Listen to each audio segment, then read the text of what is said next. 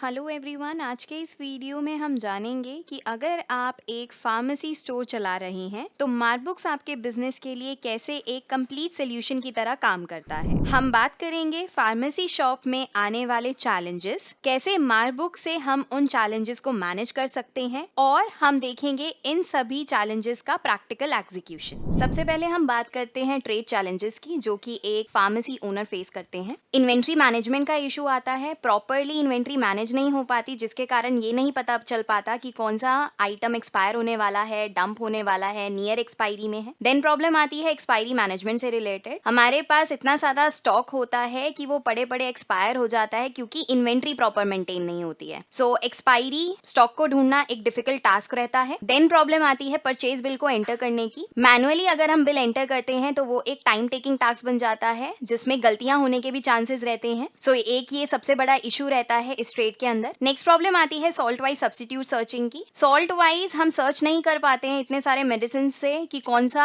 इसका सब्स्टिट्यूट रहेगा मेडिसिन का, तो ये एक दिक्कत रहती है। उसके बाद रैक मैनेजमेंट, कौन सी दवाई किस रैक में रखी हुई है ये ढूंढना, ये पता लगाना एक डिफिकल्ट टास्क रहता है फार्मेसी ओनर के लिए। फिर रहता है शॉर्टेज एंड रीऑर्डर मैनेजमेंट का प्रॉब्लम। कई बार ऐसा होता है पेशेंट आता है, वो कोई आइटम मांगता है तो वो शॉर्ट हो जाता है, हमें उसको मैनुअली कहीं पे नोट डाउन करना पड़ता है, जिसके कारण जो ये टास्क है वो काफी टाइम कंज्यूमिंग रहता है और उसका रीऑर्डर भी फिर हमें मैनुअली कहीं ना कहीं जनरेट करना पड़ता है। देन पेशेंट एंड डॉक्टर का कोई रिकॉर्ड कीपिंग नहीं होता है, मैनुअल के अंदर आपके पास इसकी कोई एज सच डिटेल्स मेंटेन नहीं होती हैं। देन आता है इजी एंड फास्ट बिलिंग। जैसे कि अभी हमने बात करी कि हम मैनुअली बिलिंग करते हैं, तो मैनुअल सारा बिलिंग करना एक टाइम कंज्यूमिंग टास्क है, जिसके कारण उनको अपने पेशेंट्स को काफी वेट भी करवाना पड़ता है और बिल बनाने में भी काफी टाइम लगता है। प्रिस्क्रिप्शन मैनेजमेंट और रिमाइंडर से रिलेटेड भी एक चैलेंज है जो कि एक फार्मेसी ओनर फेस करता है। प्रिस्क्रिप्शंस मैनेज करना, उनके रिमाइंडर भेजना उनके लिए काफी डिफिकल्ट टास्क रहता है। देन पेशेंट की आउटस्टैंडिंग, लेट्स से कोई पेशेंट आता है और वो उधारी में कोई दवाई लेके चला जाता है, तो हर पेशेंट का ये ट्रैकिंग करना एक डिफिकल्ट टास्क रहता है उनके लिए। Then stock mismatch, data entry के कारण या फिर कुछ एंट्रीज मिस होने के कारण कई बार फिजिकल और सॉफ्टवेयर स्टॉक में मिसमैच हो जाता है, जिसके कारण उनको स्टॉक ऑडिटिंग में काफी दिक्कत आती है। मैनुअल रिपोर्टिंग की जाती है तो हमें कोई भी रिपोर्ट डिटेल्ड वे में नहीं मिलती, उसकी एनालिसिस प्रॉपर नहीं हो पाती है। देन प्रॉब्लम आती है जीएसटी कंप्लायंस से रिलेटेड। अगर कोई केमिस्ट आपका रजिस्टर्ड केमिस्ट है, जीएसटी कंप्लायंस को वो फॉलो करते हैं, तो मैनुअल सारी रिटर्न फाइल करना एक टाइम टेकिंग टास्क है। तो ये जितने भी प्रॉब्लम्स हैं ये काफी टाइम टेकिंग रहते हैं और कहीं ना कहीं हमारे बिजनेस में चैलेंजेस क्रिएट करते हैं। सो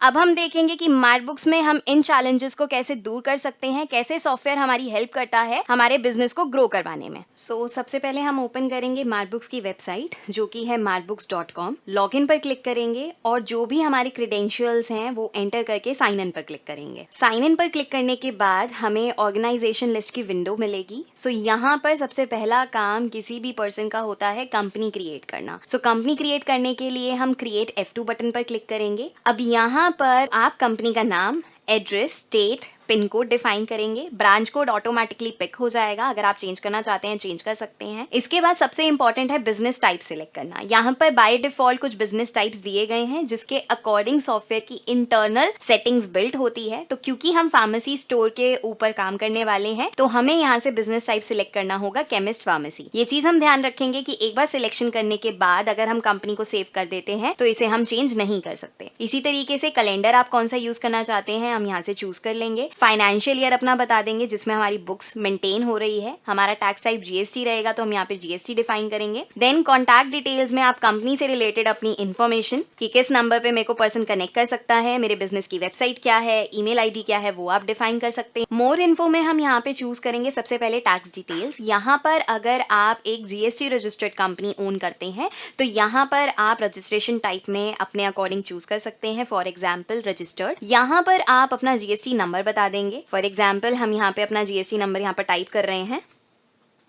रजिस्ट्रेशन डेट अगर मेंशन करना चाहते हैं तो वो डिफाइन कर सकते हैं। पैन नंबर आपका ऑटोमेटिकली यहाँ पर पिक हो जाएगा। इसके साथ साथ अगर आप कंपनी का लोगो अपलोड करना चाहते हैं तो यहाँ से आप अपनी कंपनी का लोगो अपलोड भी कर सकते हैं। सो कुछ इस तरीके से हम सारी कंपनी की डिटेल्स डिफाइन कर देंगे और कंपनी को सेव करने के लिए F10 पर क्लिक कर देंगे और कंपनी डिटेल्स को सेव कर लेंगे। सो यहाँ पर हमारी एक न्यू कंपनी क्रिएट हो जाएगी। कंपनी क्रिएट करने के बाद जैसे ही हम कंपनी को ओपन करेंगे, सो यहाँ पर हमारे पास में कंपनी का डैशबोर्ड आएगा, जिसमें हमारी इंपॉर्टेंट इंपॉर्टेंट डिटेल शो होती हैं, जैसे कि हमारी टोटल सेल क्या हुई है, परचेज क्या है, इनकम क्या है, एक्सपेंसेस क्या है, उसके फ्लो चार्ट। आप अगर नीचे स्क्रॉल करके अपनी फंड की समरी, आउटस्टैंडिंग का ओवरव्यू, सारी चीजें देखना चाहें तो इसी डैशबोर्ड पे वो सारी इंपॉर्टेंट डिटेल्स एक बिजनेसमैन देख सकता है। अगर हम चाहें तो इस डैशबोर्ड को अपनी नीड के अकॉर्डिंग फिल्टर भी कर सकते हैं, कस्टम फिल्ट्रेशन भी अप्लाई कर सकते हैं। इसके साथ साथ यहाँ पर डैशबोर्ड को कस्टमाइजेशन का भी ऑप्शन दिया गया है। कस्टमाइज करना चाहते हैं कि कौन सा ऑप्शन आपको रिक्वायर्ड है, किस तरीके का चार्ट आपको चाहिए, सो यहाँ से आप सिलेक्शन कर सकते हैं और अप्लाई कर सकते हैं चेंजेस को। अकॉर्डिंग टू चेंजेस जो भी आपने इंप्लीमेंट करे हैं डैशबोर्ड के अंदर वो अप्लाई हो जाएंगे, और जैसे जैसे इस कंपनी के अंदर हम डेटा फीड करना स्टार्ट करेंगे ये डैशबोर्ड हमारा यहाँ पर उसके अकॉर्डिंग अपडेट होता रहेगा। अब नेक्स्ट बात करते हैं, हम लोगों को क्रिएट करने होते हैं मास्टर्स, जैसे कि सन्ड्री क्रेडिटर्स, सन्ड्री डेटर्स। तो वो क्रिएट करने के लिए हमें यहाँ पर क्लिक करना होगा मास्टर्स में। यहाँ पर हमें ऑप्शन दिया हुआ है अकाउंट मास्टर का। सो अगर आप लेजर किसी का क्रिएट करना चाहते हैं तो लेजर यहाँ से क्रिएट कर सकते हैं। लेजर क्रिएट करने के लिए हम लेजर पर क्लिक करेंगे। कोई भी नया लेजर अगर आप यहाँ पर क्रिएट करना चाहते हैं सो आप उसके लिए क्रिएट F2 पर क्लिक करेंगे। अब यहाँ पर आप अगेन अपनी पार्टी की डिटेल को मेंशन करेंगे, उस पार्टी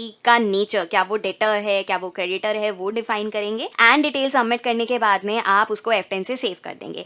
एक तरीका तो ये है कि हम सारी डिटेल्स खुद ब खुद इसको फीड करें। दूसरा तरीका, बहुत ही अच्छा ऑप्शन सॉफ्टवेयर में दिया गया है GST वेरिफिकेशन का। अगर मैं यहाँ पर GST वेरिफिकेशन पर क्लिक करती हूँ, मुझे बस यहाँ पर अपना जो GST नंबर है वो डिफाइन करना होगा और सॉफ्टवेयर डिटेल्स ऑटो पिक कर लेगा। हमें मैनुअल फीडिंग की कोई जरूरत नहीं है इस केस में। फीड करने के बाद मैं वेरीफाई पर क्लिक करूंगी। वेरीफाई पर क्लिक करते ही सॉफ्टवेयर यहाँ पे डिटेल्स खुद ब खुद ले आएगा, आपको उसको मैनुअल एंटर करने की जरूरत नहीं है। सो यहाँ पर डिटेल्स जैसा कि आप देख पा रहे हैं मेरी ऑटो फेच हो गई है। इसके अलावा अगर मैं कोई मैनुअली अपनी डिटेल्स खुद से एंटर करना चाहती हूँ, फॉर एग्जाम्पल इस पार्टी का कोई ओपनिंग बैलेंस है, पहले मैं मैनुअल अकाउंटिंग यूज कर रही थी, अब मैं सॉफ्टवेयर अकाउंटिंग यूज करती हूँ। सॉफ्टवेयर का यूज करना मैंने स्टार्ट किया है, तो जो भी अगर इनका पहले से बैलेंस है वो मैं यहाँ पे ओपनिंग बैलेंस में डिफाइन कर सकती हूँ। क्रेडिट डेज इनके एंटर कर सकती हूँ। इनका मोबाइल नंबर, अगर मैं मोबाइल नंबर यहाँ पे फीड करना चाहूँ तो यहाँ पे मैं मोबाइल नंबर फीड करके भी आगे बढ़ सकती हूँ। सो कुछ इस तरीके से आपका यहाँ पर पार्टी का मास्टर क्रिएट हो जाएगा। इसके साथ साथ यहीं पर हमने ऑप्शन दिया है सेटिंग का। इस सेटिंग का यूज करके आप इस पर्टिकुलर पेज से रिलेटेड, पार्टी विंडो से रिलेटेड कोई भी सेटिंग करना चाहते हैं, कुछ भी ऑन एंड ऑफ करना चाहते हैं। फॉर एग्जाम्पल अगर अभी आप देखेंगे स्टेशन मेरा ऑन है बैकड्रॉप में, लेकिन मैं इसको ऑफ करना चाहती हूँ तो यहीं से मैं इसको ऑफ कर सकती हूँ, मुझे कहीं और जाने की जरूरत नहीं है। पार्टी की डिटेल्स मेंशन करने के बाद सिंपली हम F10 से इसको सेव कर देंगे। यहाँ पर कुछ इस तरीके से मेरा जो रिकॉर्ड है पार्टी का वो सेव हो जाएगा। इसी तरीके से और भी लेजर्स हम यहाँ सॉफ्टवेयर में ऐड कर सकते हैं। सो लेजर फीड करने के बाद में अगर आप अपने लेजर्स को देखना चाहें तो आप सिंपली यहाँ पे शॉर्टकट्स भी आपको दिए गए हैं, आप Alt L का यूज करके अपने लेजर्स को देख सकते हैं। इसके अलावा एक एक लेजर ऐड ना करके अगर मैं चाहूँ अपने लेजर्स को यहाँ पर सिंपली इंपोर्ट भी कर सकती हूँ। उसके लिए भी हमारे सॉफ्टवेयर में पूरा प्रोविजन दिया गया है। अब नेक्स्ट बात आती है आइटम ऐड करने की। सो आइटम आप 1 by 1 भी ऐड कर सकते हैं। अगर आप चाहें तो एक्सेल से भी आइटम को इंपोर्ट कर सकते हैं। सो आइटम ऐड करने के लिए हम जाएंगे इन्वेंट्री मास्टर में। यहाँ पर हमें ऑप्शन मिलेगा आइटम का। आइटम क्रिएट करने के लिए आइटम पर क्लिक करेंगे। सो एज ऑफ नाउ जैसे कि हमने एक न्यू कंपनी यहाँ पर क्रिएट करी है, सो मेरे पास अभी कोई आइटम नहीं है। नया आइटम क्रिएट करने के लिए अगेन हम क्रिएट करेंगे, या फिर अगर मैं इंपोर्ट करना चाहती हूँ सो यहाँ पर हमें ऑप्शन मिल जाता है इंपोर्ट आइटम्स का। यहाँ से आप एक्सेल शीट के थ्रू भी अपने आइटम्स को इंपोर्ट कर सकते हैं। सो सबसे पहले हम देखते हैं कि कैसे क्रिएट करते हैं। क्लिक करेंगे। सो सबसे पहले हम यहाँ पर प्रोडक्ट का नाम डिफाइन करेंगे। लेट्स से मेरे मेडिसिन का नाम है पेंटोसेक DSR। सो यहाँ पर मैंने वो डिफाइन कर दिया। पैकिंग में आपके एक स्ट्रिप के अंदर कितनी गोलियां आती हैं वो आप यहाँ पे डिफाइन कर सकते हैं। उसके बाद जनरली केमिस्ट शॉप पर अगर हम देखें तो पर्सन 2 यूनिट में सेल करते हैं, वो टैबलेट भी सेल करते हैं, पूरा का पूरा पत्ता भी सेल करते हैं। तो यहाँ पर आप मल्टीपल यूनिट का यूज कर सकते हैं। सो पहले मैंने स्मॉल यूनिट डिफाइन कर दिया, दूसरा मैंने यहाँ पर मल्टीपल यूनिट डिफाइन कर दिया। तो इस तरीके से आप देख रहे हैं इन्वेंट्री के जो मल्टीपल यूनिट के एस्पेक्ट है वो भी हमारा सॉफ्टवेयर मैनेज कर रहा है। कन्वर्जन का मतलब कि आपके इस पर्टिकुलर स्ट्रिप में कितनी इन टोटल गोलियां हैं, तो वो आप कन्वर्जन यहाँ पर डिफाइन करेंगे। HSN एंड SAC में आप इस मेडिसिन का HSN डिफाइन करेंगे, जिसके थ्रू हम उसकी टैक्स कैटेगरी को डिफाइन करेंगे। सो लेट्स से इसके ऊपर 12% टैक्स लगता है। ये वाला मेडिसिन कौन सी कंपनी के थ्रू हमारे पास बना हुआ है, सो हम यहाँ से वो कंपनी सिलेक्ट कर लेंगे। लेट्स से मैंने अभी यहाँ पर सिलेक्ट कर लिया सिप्ला। उसके बाद हमारे पास ऑप्शन आता है सॉल्ट।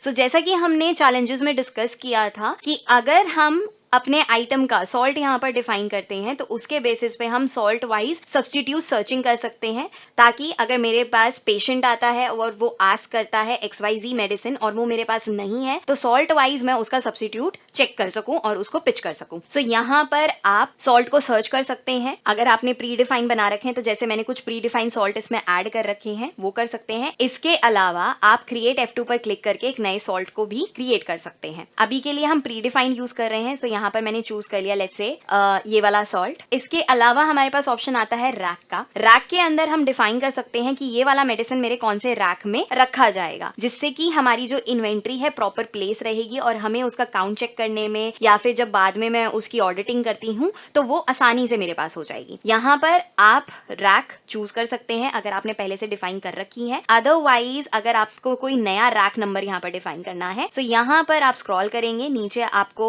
नया रैक बनाने का भी ऑप्शन मिल जाएगा। सो रैक आपने यहाँ पर क्रिएट किया। अगर आप मल्टीपल स्टोर्स में मेंटेन कर रहे हैं तो वो स्टोर पूछेगा। आप यहाँ पर डिफाइन करेंगे रैक नंबर जिस रैक में ये रखा जाएगा। सो लेट्स से यहाँ पर मैंने रैक नंबर डिफाइन कर दिया B6 जिसमें मेरा ये आइटम स्टोर होगा। मैंने F10 से इसको सेव कर दिया। इसके अलावा अब आप यहाँ पर क्योंकि हमें इन्वेंट्री मैनेज करनी होगी बैच वाइज, सो यहाँ पर आपको कुछ ऑप्शंस दिए गए हैं रेट के। अगर आप मास्टर वाइज इसको मेंटेन करते हैं तो आप यहाँ पर रेट फीड कर देंगे, लेकिन अगर आप बैच वाइज करेंगे तो जब भी आप इसका परचेज करेंगे या फिर अगर इसका पहले से ही आपके पास कोई ओपनिंग स्टॉक रखा हुआ है वो चढ़ाते टाइम आप इसके रेट्स को अपडेट कर सकते हैं। इसके साथ साथ यहाँ पर ऑप्शन हमें मिल जाता है, अगर मेरा कोई प्रोडक्ट नार्कोटिक्स का है, शेड्यूल का है तो मैं ड्रॉप डाउन से उसको सिलेक्ट कर सकती हूँ। डिटेल्स डिफाइन करने के बाद में एडवांस इन्फो में हमें ऑप्शन मिलता है डिस्काउंट से रिलेटेड। अगर कोई डिस्काउंट एप्लीकेबल है वो डिस्काउंट आप यहाँ पे फीड कर सकते हैं। मैक्सिमम डिस्काउंट सेट कर सकते हैं, मिनिमम मैक्सिमम क्वांटिटी, उनके रीऑर्डर डेज, रीऑर्डर क्वांटिटी या फिर अदर इन्फो में आप उसका मार्जिन,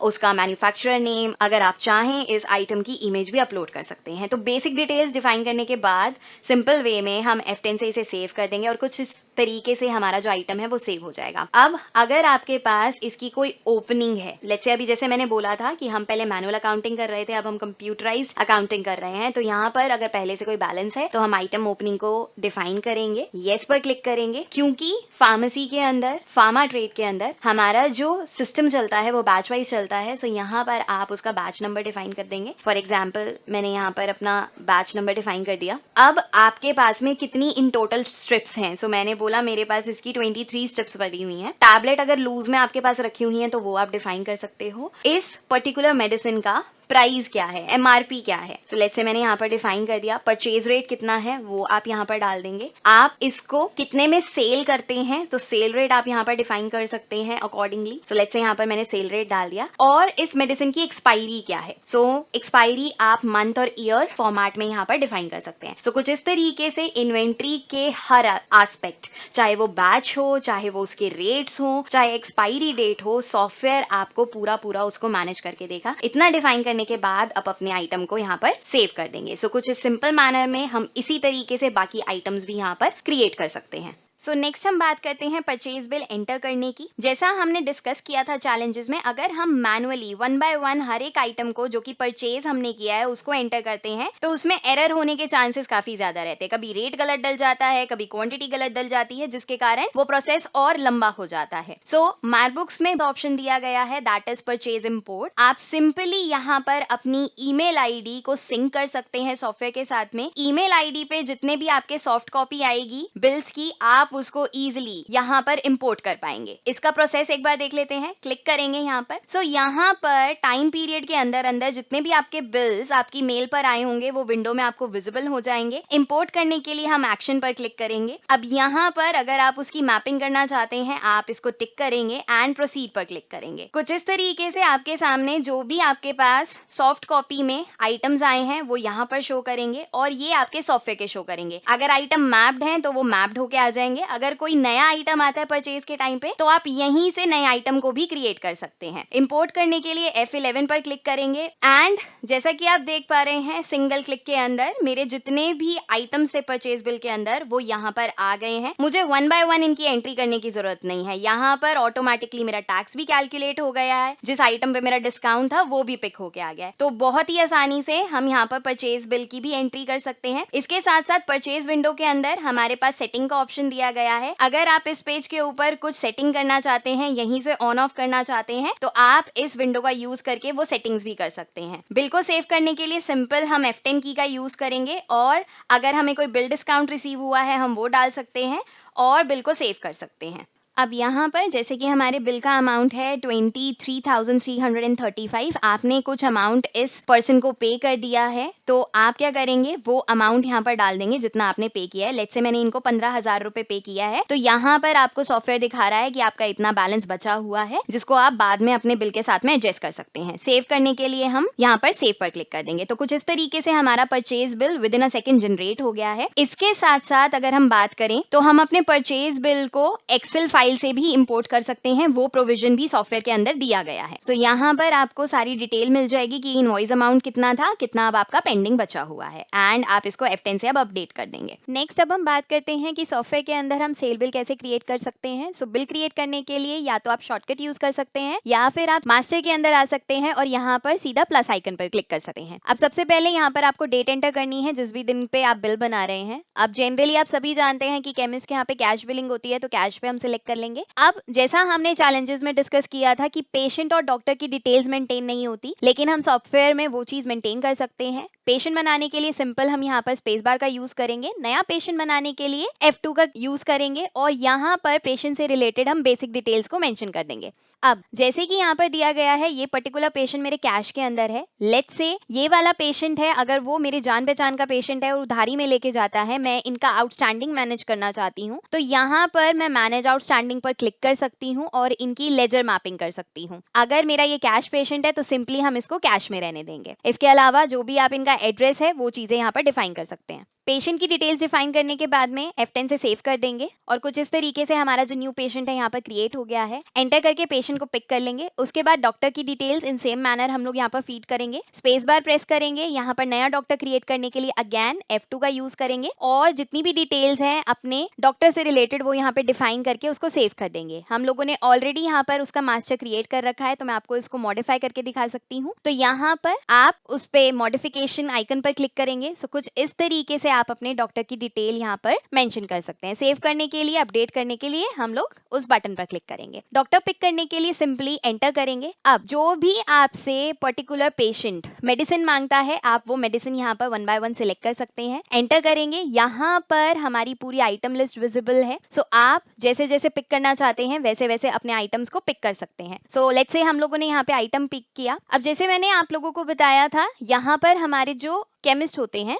वो लोग शेड्यूल H नार्कोटिक दवाइयां भी सेल आउट करते हैं, तो मैनुअली एज सच इनकी कोई रिकॉर्ड कीपिंग नहीं होती। यहाँ पर सॉफ्टवेयर आपको अलर्ट भी दे देता है कि ये वाला जो आइटम है आपका शेड्यूल H का है, आपको इसके लिए प्रिस्क्रिप्शन आस्क करनी है। सो यहाँ से आप उनकी प्रिस्क्रिप्शन जो कि उनको डॉक्टर ने दी है, जिसके थ्रू आप नार्कोटिक की सेल कर सकते हैं, वो आप उनसे पूछ सकते हैं। आप येस करेंगे, यहाँ पर आपकी पूरी इन्वेंट्री की डिटेल आ गई है कि कौन कौन सा बैच है, कब कितनी यूनिट्स हैं उसकी, कब वो एक्सपायर हो जाएगा। तो आप अपने अकॉर्डिंग आइटम का बैच पिक कर सकते हैं। आपको स्ट्रिप में सेल करना है या पीसेस में सेल करना है। ये पर्सन की लास्ट डिटेल आ गई है, जो भी इन्होंने परचेज किया होगा, किस दिन को ये आइटम हमारा सेल हुआ था, कितना क्वांटिटी हुआ था, कौन से बैच से हुआ था। तो कंप्लीट आइटम की डिटेल हमें यहाँ पे शो हो रही है। अब लेट्स से मैंने इनको 5 पीसेस सेल आउट करे, सो उसके अकॉर्डिंग यहाँ पे प्राइस कैलकुलेट हो गया है। इसके अलावा अगर हम इनको कोई डिस्काउंट देना चाहते हैं, तो यहाँ पर अभी हमें वॉल्यूम डिस्काउंट दिख रहा है, हमें वॉल्यूम नहीं देना है, तो वो चीज भी हम साथ के साथ यहाँ पर चेक अनचेक कर सकते हैं, जैसे कि मैंने अभी यहाँ पर स्क्रीन पर किया। अगर आप इनको कोई डिस्काउंट देना चाहते हैं, डिस्काउंट फीड कर देंगे, वरना एंटर करेंगे। इसके अलावा इसी तरीके से हम दूसरा आइटम पिक कर लेंगे। अब लेट्स से जो दूसरा आइटम है वो है मेरा बीलोंग, सो मैं बीलोंग आइटम पिक करूंगी। यहाँ पर सॉफ्टवेयर मुझे दिखा देगा जितने भी बैचेस हैं। अगेन अब देखिए यहाँ पे मुझे नोटिफिकेशन एंड अलर्ट मिल रहे हैं कि ये वाला जो आइटम है मेरा नियर एक्सपायरी का है और ये कलर से हाईलाइटेड है, ये आने वाले कुछ टाइम में एक्सपायर होने वाला है, जिससे कि मुझे इंडिकेट हो जाएगा और यहाँ से देख के मैं अपने सप्लायर को इसको वापस कर सकती हूँ और होने वाले लॉसेस को बचा सकती हूँ। तो मैंने ये पिक कर लिया। आपको ऊपर भी पॉपअप मिल जाएगा कि आप नियर एक्सपायरी आइटम की बिलिंग कर रहे हैं। अब लेट्स से हमने एक स्ट्रिप की बिलिंग करी, सो उसके अकॉर्डिंग यहाँ पे अमाउंट कैलकुलेट हो गया है। हम यहाँ पर एक और आइटम लोड कर लेते हैं। लेट्स से अब पेशेंट हमसे मांगता है AM/PM प्लस, बट ये पर्टिकुलर मेरे पास आइटम स्टॉक में ही नहीं है, तो मुझे इसका शॉर्टेज नोट डाउन करना है। तो वो हमें कहीं पेपर पे नोट डाउन करने की जरूरत नहीं है, सिंपली हम यहाँ पर शॉर्टेज पर क्लिक करेंगे। अपना जितना भी क्वांटिटी हमारा शॉर्ट चल रहा है वो एंटर एंटर कर देंगे और यही शॉर्टेज जो हमने डिफाइन किया है इसका बाद में हम रीऑर्डर भी जनरेट कर सकते हैं। अब जैसे कि कस्टमर ने मुझसे आस्क किया था AM PM प्लस, बट मेरे पास ये नहीं है, हमने इसकी ऑलरेडी शॉर्टेज डिफाइन कर दी है, तो हम कस्टमर को अगर हमारे पास सब्स्टिट्यूट अवेलेबल होगा तो वो दे सकते हैं। सो सॉफ्टवेयर में सब्स्टिट्यूट चेक करने के लिए बहुत ही ईजी वे है, आप नीचे दिए गए बटन पर क्लिक कर सकते हैं। सब्स्टिट्यूट पर क्लिक करने के बाद हमें सॉफ्टवेयर ने उसका सब्स्टिट्यूट दिखा दिया है। यहाँ से हम जो भी सब्स्टिट्यूट आइटम है, अगर कस्टमर एग्री करता है तो हम उसको आगे पिच कर सकते हैं। तो सिंपली हम यहाँ से सब्स्टिट्यूट भी देख सकते हैं। इसके अलावा नीचे हमें रैक नंबर का भी इंफॉर्मेशन दिखता है कि कौन से रैक में ये वाला मेडिसिन मेरा रखा गया है, ताकि हम इजिली उसको सर्च कर सकते हैं, फाइंड आउट कर सकते हैं। सो कुछ इस तरीके से हमारे सब्स्टिट्यूट की प्रॉब्लम, रैक मैनेजमेंट की प्रॉब्लम भी सॉफ्टवेयर दूर करता है। बिल को सेव करने के लिए सिंपली हम यहाँ पे F10 पर क्लिक कर सकते हैं, लेकिन जैसे कि अभी हमने यहाँ पे नारकोटिक आइटम को पिक किया था, तो उसकी हमें प्रिस्क्रिप्शन चाहिए कि क्या उसकी प्रिस्क्रिप्शन है जो कि डॉक्टर ने दी है, तो उसकी अटैचमेंट को अपलोड करने के लिए हमने ऑप्शन दिया हुआ है, आप वो इनेबल कर सकते हैं। यहाँ पर क्लिक करेंगे, अटैचमेंट का ऑप्शन है। अगर आप चाहें तो आप अटैचमेंट को मैंडेट कर सकते हैं कि बिना अटैचमेंट, अगर आपके कोई नारकोटिक शेड्यूल्ड रख के आइटम सेल कर रहे हैं तो बिना अटैचमेंट के वो आपके बिल सेव ना हो, तो आप इसको यूज कर सकते हैं। लोड करेंगे, F10 से सेव कर देंगे। बिलिंग करते टाइम ही अगर आप देखना चाहते हैं कि मैंने इस पर्टिकुलर पेशेंट को क्या लास्ट डील दी थी, आप वो भी यहाँ से देख सकते हो। क्लिक करेंगे तो लास्ट डील आपकी इनेबल हो जाएगी। उसके साथ साथ अगर आपका ये पेशेंट आपसे रेगुलर दवाइयां लेके जाने वाला है और आप चाहते हैं कि बार बार आपको ये लोड ना करना पड़े, आप इसको एज अ प्रिस्क्रिप्शन ही यहाँ पर सॉफ्टवेयर में सेव कर लें, तो सिंपल हम यहाँ पर सेव प्रिस्क्रिप्शन पर क्लिक करेंगे। कितने दिन का प्रिस्क्रिप्शन आपने इनको डिफाइन किया है, लेट्स से 5 दिन का हमने डिफाइन किया है। ये दोनों आइटम है जो कि प्रिस्क्रिप्शन में जा रहे हैं। आप सिंपली F10 पर क्लिक करेंगे और अपने प्रिस्क्रिप्शन को यहाँ पर सेव कर लेंगे। अगर इनका पहले से कोई प्रिस्क्रिप्शन बना होता, हम लोड करना चाहते हैं, जब ये दोबारा हमसे बिलिंग करने आएंगे तो हमें एक एक करके आइटम सर्च करने की जरूरत नहीं है। हम बाय डिफॉल्ट यहाँ पर दिए गए बटन F8 से अपनी प्रिस्क्रिप्शन को लोड कर सकते हैं। बिल को सेव करने के लिए हम F10 पर क्लिक करेंगे। अगर कोई डिस्काउंट है तो डिस्काउंट डिफाइन कर देंगे। F10 पर क्लिक करने के बाद में यहाँ पर हमारे पास ओपन हो जाती है मोड ऑफ पेमेंट विंडो। अगर हमने इसको सेटअप से इनेबल किया हुआ है तो इसके थ्रू आप डिफाइन कर सकते हैं आपको जो पेमेंट रिसीव हो रही है वो कौन से मोड से रिसीव हो रही है।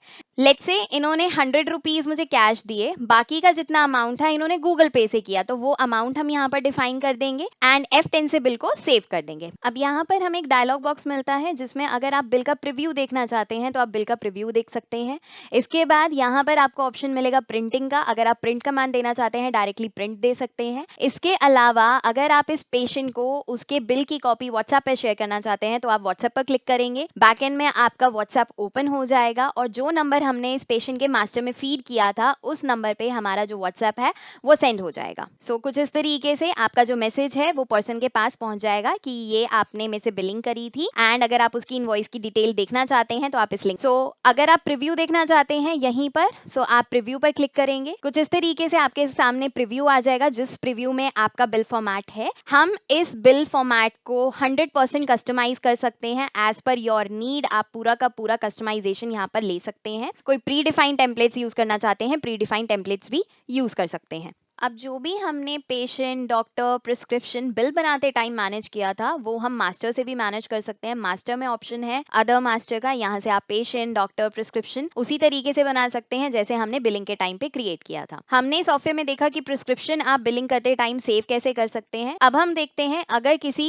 पेशेंट का प्रिस्क्रिप्शन ड्यू हो गया है तो उसके हम अलर्ट कैसे भेज सकते हैं। हमें सिंपली मेन्यू में से CRM पर क्लिक करना है। यहाँ पर हमें ऑप्शन मिल जाएगा प्रिस्क्रिप्शन रिमाइंडर का। यहाँ पर आपको डिटेल शो हो जाएगी कि किस पेशेंट के आपकी प्रिस्क्रिप्शन ड्यू हो गई है। यहाँ पर मेरा एक पेशेंट है किरण नाम से, उस पेशेंट की प्रिस्क्रिप्शन ड्यू हो गई है। आपको ओवर ड्यू डेट भी यहाँ पर दिखा रहा है। तो अगर आप इनको रिमाइंडर भेजना चाहते हो तो सिंपली आप यहाँ से पेशेंट को सिलेक्ट करेंगे। सिलेक्ट करने के बाद ऊपर आपके पास सेंड SMS का ऑप्शन आएगा। जैसे ही आप सेंड SMS पर क्लिक करेंगे आपका जो प्रिस्क्रिप्शन का रिमाइंडर है इस पेशेंट के पास में पहुंच जाएगा और ये फिर आपसे अपनी प्रिस्क्रिप्शन में जितनी भी दवाइयां प्रिस्क्राइब्ड है उसके लिए दोबारा से कनेक्ट कर सकता है। इसके बाद हमारे पास ऑप्शन आता है अकाउंटिंग ट्रांजैक्शन से रिलेटेड। अभी जैसे कि हमने देखा था, हमने जो हमारा क्रेडिटर था उसको पार्शियल पेमेंट की थी। अब मैं उस बिल को सेटल करना चाहती हूँ तो सिंपली हमें जाना है पेमेंट के अंदर या फिर हम क्लिक कर सकते हैं प्लस आइकन के ऊपर। यहाँ पर आपको पेमेंट वाउचर का मोड मिल जाता है। यहाँ से आप सेटिंग्स में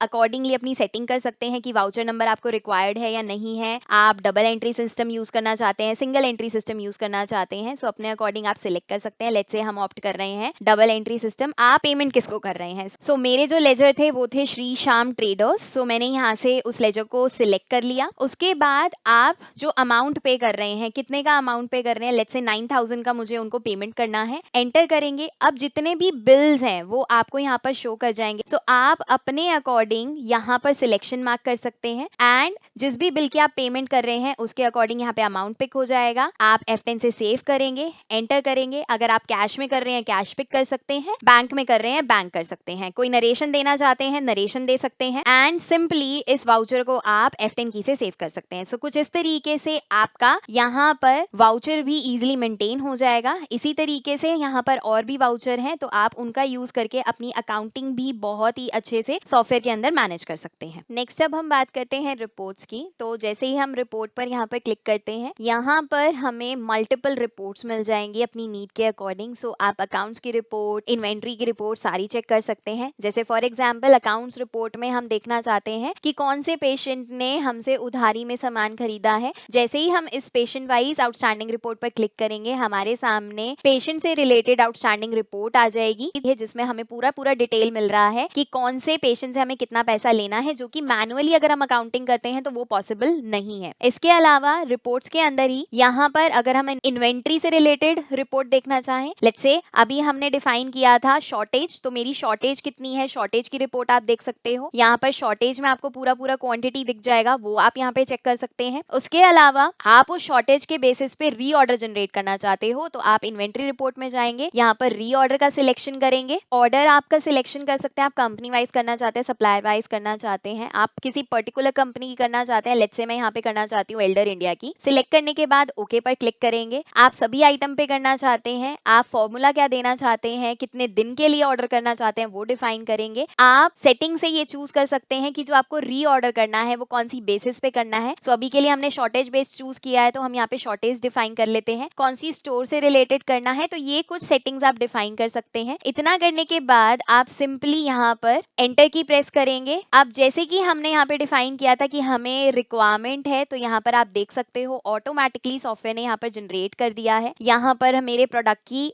क्वांटिटी आ गई है कि मुझे कितना जनरेट करना है। आप यहाँ पर फीडिंग कर सकते हैं जितना भी आपको क्वांटिटी चाहिए। करने के बाद में आप अगर प्लेस ऑर्डर करना चाहते हैं तो प्लेस ऑर्डर पर क्लिक करेंगे। सिंपली यहाँ से मेरा ऑटोमेटिकली परचेज ऑर्डर जनरेट हो गया है, मुझे फिर से कोई मैनुअली टास्क करने की जरूरत नहीं है, ऑर्डर सेव हो गया है। अगर आप श्याम ट्रेडर्स को इसका नोटिफिकेशन व्हाट्सएप पे करना चाहते हैं, ईमेल पे करना चाहते हैं तो वो भी आप सॉफ्टवेयर से कर सकते हैं। सिंपली आप यहाँ पर क्लिक करेंगे, जिस भी फॉर्मेट में आप उनको ये परचेज ऑर्डर की फाइल का डिटेल भेजना चाहते हैं आप वो फॉर्मेट सिलेक्ट करके उनको सेंड कर सकते हैं। सो ये प्रोसेस था रीऑर्डर जनरेट करने का कि कैसे आप रिपोर्ट से ही रीऑर्डर भी जनरेट कर सकते हैं। इन्वेंट्री रिपोर्ट में ही आप यहाँ से चेक कर सकते हैं कि हमारा एक्सपायर्ड स्टॉक कितना है, नियर एक्सपायरी स्टॉक कितना है। तो जैसे ही मैं यहाँ पर क्लिक करती हूँ, सिलेक्शन करती हूँ कंपनी की, मुझे पूरा स्टॉक दिखा देगा जो कि मेरा एक्सपायर हो चुका है एंड वो मैं अपने सप्लायर को फिर रिटर्न कर सकती हूँ। इसके अलावा अगर मैं यहाँ पर बैक पर क्लिक करूँ तो यहीं से हम नियर एक्सपायरी स्टॉक भी देख सकते हैं कि कितना मेरा स्टॉक है जो आने वाले टाइम में एक्सपायर होने वाला है, ताकि मैं उसको टाइमली रिटर्न करके अपने लॉसेस को बचा सकूं। देन यहीं पर इन्वेंट्री रिपोर्ट के अंदर हमें नार्कोटिक, शेड्यूल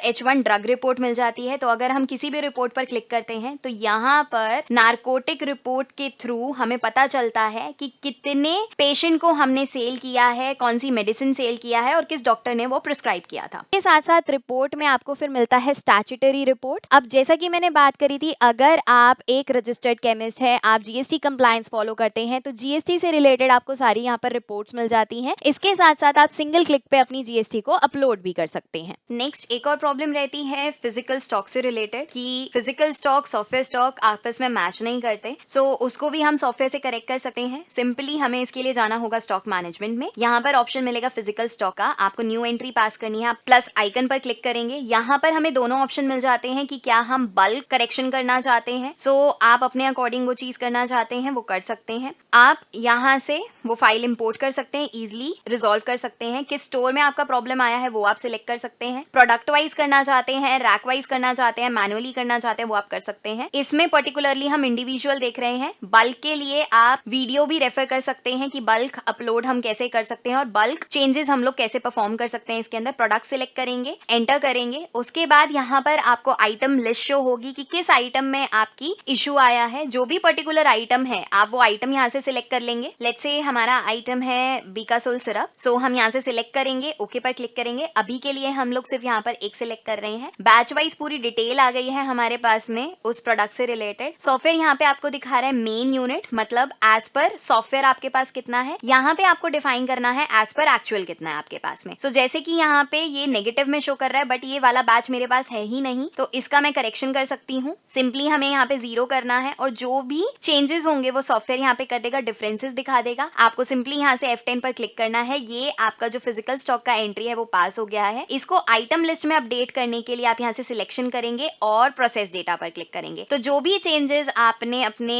करे हैं इन्वेंट्री के अंदर, जो आपने रेक्टिफाई करा है, डिफरेंसेस आ रखे थे, वो अब आपके मेन स्टोर के अंदर भी रिफ्लेक्ट कर जाएंगे। सो कुछ इस तरीके से आप फिजिकल स्टॉक में आए हुए डिफरेंसेस को भी सॉफ्टवेयर से ठीक कर सकते हैं।